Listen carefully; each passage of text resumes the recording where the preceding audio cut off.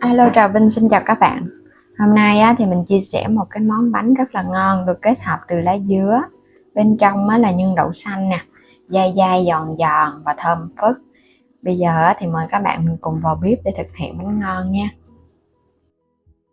Mình dùng 150g đậu xanh ngâm nở mềm rồi cho thêm 400ml nước để nấu. Nấu đậu cho nó sôi lên thì các bạn mở nắp ra ha, để thôi nó trào bọt và mình để lửa vừa thôi. Có bọt thì hớt bớt, sau đó các bạn đậy nắp hở cho cái phần nước này nó cạn từ từ để cho phần đậu nó chín và nó khô. Đậu xanh đã nấu xong rồi nè, mình để qua một bên cho nó nguội. Là nước cốt dừa ha, khoảng vài muỗng thôi. Từ 150 cho đến 200g đường, thêm chút xíu muối. Và đây là 300g bột năng để làm phần bánh. 500ml nước lá dứa thì mình xay ra từ 100g lá dứa già đó.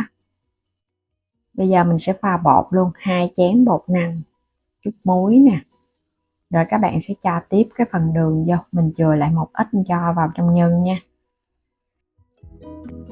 Nửa lít nước lá dứa, các bạn cho hết vô luôn.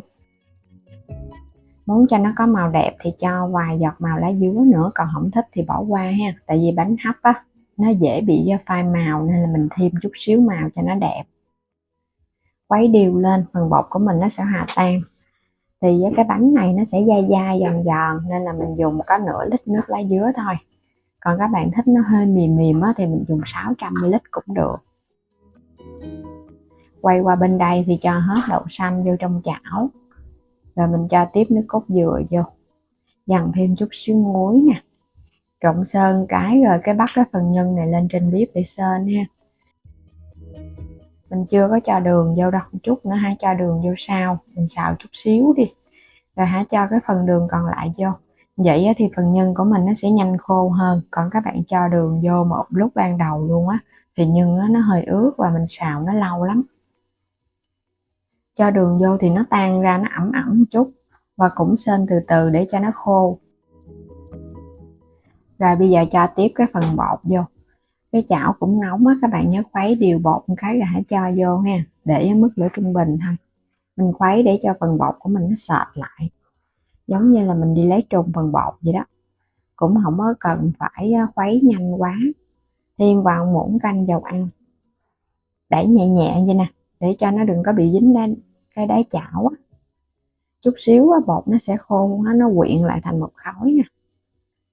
Phần nước bắt đầu nó khô từ từ rồi nè, cái chảo nó cũng nóng hơn thì phần bột nó sẽ hơi sệt sệt lại nó dai lắm. Làm vậy thì nó dễ gói nè, bánh nó không chảy. Đó, bắt đầu nó tụ lại từ từ rồi đó. Cái chảo lúc này vẫn còn nóng các bạn có thể tắt bếp đi, mình khuấy cái nữa là nó sệt rồi. Đây, bột đã quyện thành khối rồi nè. Nhìn cái màu lá dứa cũng hấp dẫn đó ha. Rồi bây giờ mình để qua bên cho nó nguội bớt. Bây giờ phần nhân cũng nguội rồi, mình sẽ vo viên. Mở viên nhỏ nhỏ thôi, đè cho nó hơi dẹp dẹp ra một chút, cho vào trong cái khuôn cái bánh nó sẽ đều nhân. Rồi làm xong rồi bây giờ đi gói bánh luôn. Mình dùng đây là cái khuôn nhôm ha, 4cm, quét sơn lớp dầu. Khuôn này thì các bạn mua trong phần mô tả video kênh mình nha. Mình sẽ để đường link sản phẩm quét dầu để cho nó đừng có bị dính. Và bây giờ sẽ làm bánh nè. Mình lấy một cái viên bột, các bạn dàn nó mỏng ra.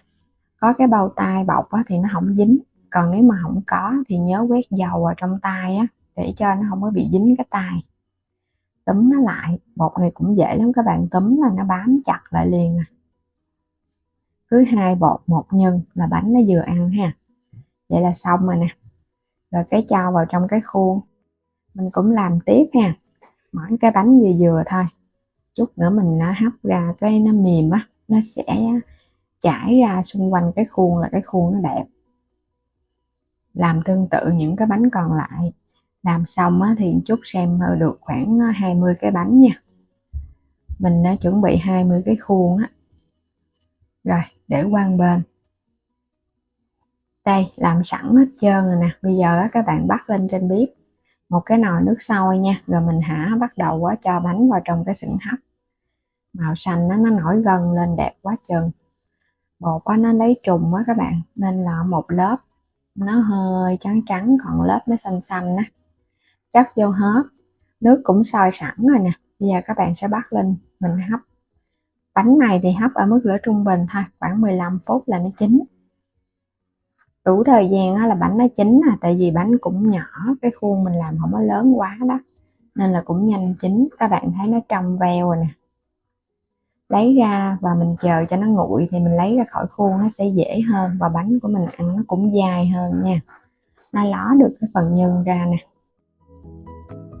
Ở bên ngoài là một lớp lá dứa dai dai giòn giòn, bên trong là một lớp đậu xanh béo béo bùi bùi, kết hợp với cái hương thơm tự nhiên, cùng với một lớp mè ở bên trên nữa, giòn giòn nữa.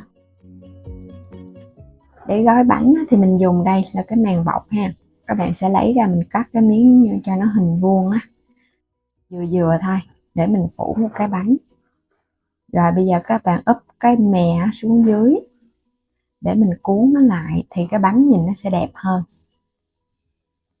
Cứ quấn cho nó sát vô, quấn vô trong bọc thì các bạn bảo quản được lâu, và khi ăn nó cũng không có bị dơ tay nữa.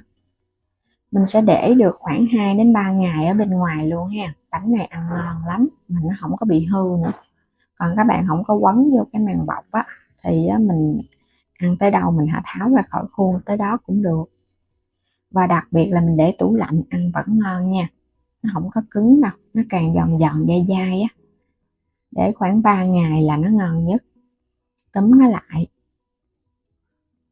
Đây những cái bánh lá dứa, hay là một cái tên quen thuộc là bánh su xê, bánh ít giòn, hay là bánh bột năng nhân đậu xanh, với cái màu lá dứa cực kỳ đẹp luôn, tươi tắn.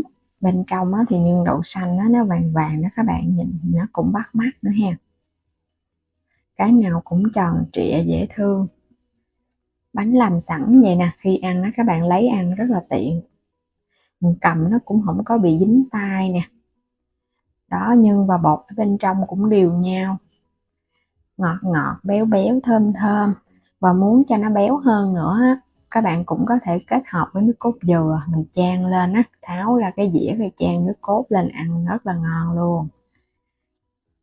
Nhưng mà ăn không vậy cũng ngon rồi, bột cũng giòn cũng béo, thơm ngọt đậm đà.